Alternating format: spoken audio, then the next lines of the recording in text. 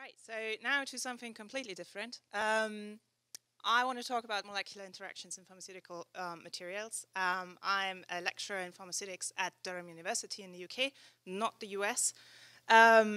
And I don't expect anyone to know what pharmaceutics actually is. So pharmaceutics is the science of formulation and drug delivery. So what we get from the medicinal chemist is generally, hopefully, which you can't really see, a white pile of powder, and that has to somehow get into a patient.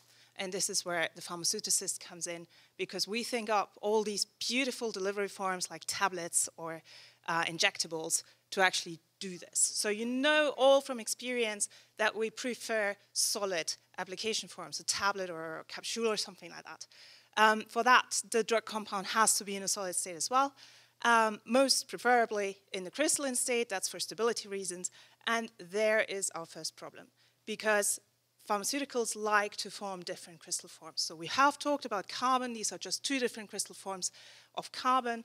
And the problem is that different crystal forms have different characteristics and will give you a different result, right? So if Bob had proposed with the wrong crystal form, he would not be my husband right now. And that's true for pharmaceuticals. This is the pharmacopoeia, which is something in between the Bible and the telephone book for pharmacists. So it lists lots of drug compounds, and about 70% of those are described to have more than one crystal form. And those are just the compounds which people have actually looked at. So at the moment, I'm not aware of any compound which is not showing multiple crystal forms. And that can lead to so-called batch recalls, so medicines which are on the market already and have to be recalled because of the crystal form. So there are not so many on this timeline, but every time that happens, it jeopardizes the safety of the patient and burns through a lot of money. So we are looking at crystals. We want to understand the molecular interaction in the crystal to then predict possible problems during manufacturing or the shelf life of a medicine. Okay, so I want to give you a couple of examples for that so that you see why this is really cool.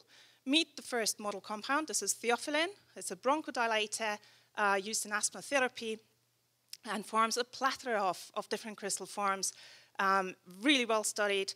And one of the crystal forms which we are really interested in is the monohydrate. So it contains water of crystallization in the crystal form. So it's a monohydrate. So that means that you have one molecule of theophylline and one molecule of water interacting through a hydrogen bond. That is the basic unit. That then stacks into dimers by purely interacting through theophylline, and that then stacks into the final crystal form. And you can see that the water molecules here are in lovely channels. So we can look at the interaction energies within the crystal structure, and you can see that the water-water interaction and the theophylline-theophylline interaction is much higher, much stronger than the theophylline-water interaction. So the water can diffuse out, be out of that crystal form. We have a different theophylline crystal form afterwards, and we have free water in our tablet, which can interact with everything else, excipients, for example. This is another drug compound. This is diatrozoic acid. It's an X-ray contrast molecule, which mostly is used for chest X-rays, and it also forms a hydrate, a dihydrate in this time. So 2 molecules of water per molecule of diatrozoic acid, lots of interactions going on there. The basic motif then packs into these sandwiches, so lots of interactions even there. They are surrounded in crystal structure by more sandwiches, and then even more sandwiches. And there are no channels or tunnels or anything like that. The water can't really get out. And in fact, this is possibly the most stable hydrate that I've ever seen. So that's safe to manufacture, no problem whatsoever. But you have seen we just looked at 2 different model compounds, which have in common that they form hydrates, but that's pretty much all. So chemically, they're very different, and so are all these other hydrate-forming compounds. So we can't really see trends to say, okay, we have this group, and it will form a hydrate, and it will be stable. So we have to reduce the complexity of our systems, and we work now with very, very easy model compounds like this one here, for example. It's a rigid molecule, which just has one site of interaction here. And we introduced a bit of sterical bulk in form of a methyl group, which can either be very far away from the interaction point or very close. So if it is very, very far away from the interaction point, we get dimer formation, as we would expect. And we see that in every single crystal form. So only dimers. But if we move the sterical bulk closer to this interaction point, we would expect that this dimer kind of softens Unfortunately, we still see dimer formation in pretty much all of the crystal forms, but if we let the solution age, we suddenly get nucleation of a new motif, which is a so-called catamer. So the dimer has broken up and forms infinite chains throughout the crystal form. And unfortunately, this is, or fortunately, this is the most stable crystal form in the system. So we looked at the solution state because something has to happen during crystallization here. And these are infrared spectra of the solution state. Is the black one here, where you can see two peaks. The left one is the monomer, and the right one is the dimer, which coincides very nicely with the crystal forms that we've seen. And the catamer is nowhere to be seen. So we really have to think now to look at the interactions in solutions, and we do neutron total scattering, which is just a fancy name for a method giving you wiggly lines. But to these wiggly lines, you can fit a Monte Carlo box and then see the interactions within the solution state. And we did that lately at ICIS as a neutron source in the UK, and their photographer came around and took a picture and helped me disseminate my pure brilliance in transferring samples into sample holders by putting this picture on the front cover of the annual report. And ever since, the world's my oyster, I tell you. So I have to thank lots of people in no particular order, and obviously the people who give me money, including the Royal Society, so thank you very much, guys. I thank you for your attention, and I'm happy for any questions.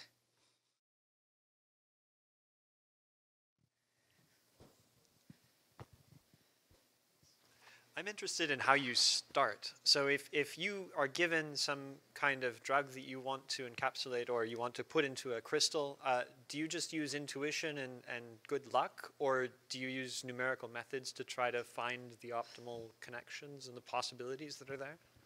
You can start both ways. So I come from the experimental side.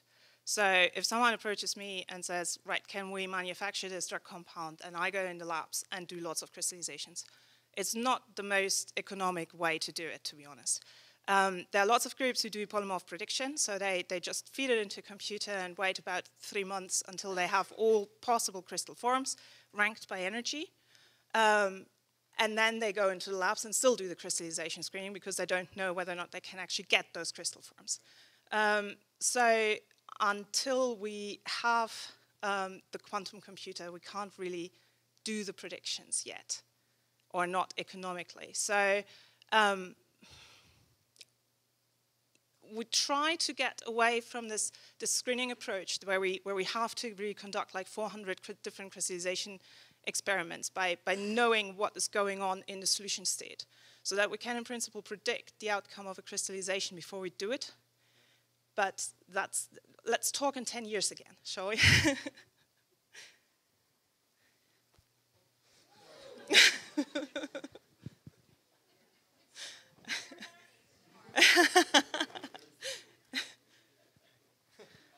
Thanks. So I just had maybe a slightly more general question. If you found a certain really interesting chemical compound and it turned out that it had two very closely spaced polytypes or crystal types, and one of them was great and one of them was terrible, would that be enough to write off that drug completely? I mean, if they were so closely spaced that thermodynamically at room temperature it might switch between the two. I mean, is this serious enough to basically tell the bio people, you know, you've got to make something new? Depends how much money you have put into that already. So the crystal form, the crystalline state is preferable, but we can also formulate the amorphous state. We can stabilize the amorphous state. We can make solid solutions in polymers. So if that is really the drug to cure cancer and everything else, you can formulate it. Okay, so you don't have to go into the solid state. You can also do, for example, a solution, you know, if you have the solubility. Or you can make, I don't know, a patch, which you just stick on your skin and it diffuses slowly through your skin. So there are lots of different formulations which you can avoid working with the crystal form. But if they're energetically so close that you get them together, then most of the times they actually have very closely related characteristics in terms of the pharmaceutics. And mostly we're looking at solubility. So that's directly related to the crystal lattice energy, and if they're so close, then the solubility will be very closely related. A related question. So you can have identical energies if you've got left and right-handed, and yet one will have a terrible effect, such as thalidomide, yeah, and one won't. So in that situation, are we getting any further towards being able to selectively do enantiomers? Yes-ish. Thalidomide doesn't work because it actually switches over in solution. So unfortunately, you will always have the racemate at the receptor. You can, and that is done, you can formulate enantiomerically pure. It's not the easiest way to do it by crystallization, so to actually split up the racemate by crystallization has been done with lactic acid, I think, very, very early. But that was under the microscope and just really picking one crystal to the right-hand side and the other one to the left-hand side. So there are easier methods to do this.